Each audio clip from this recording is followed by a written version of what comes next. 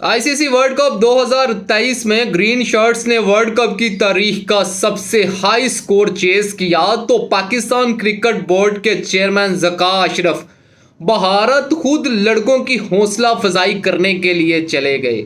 उन्होंने लड़कों की ऐसी हौसला अफजाई की कि भारत के खिलाफ लड़के बैटिंग करना ही भूल गए।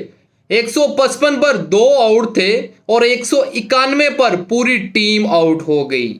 पाकिस्तान और इंडिया के मैच का शायकीन बड़ी बेसब्री से इंतज़ार करते हैं, लेकिन खिलाड़ियों ने आज शायकीन को मायूस किया।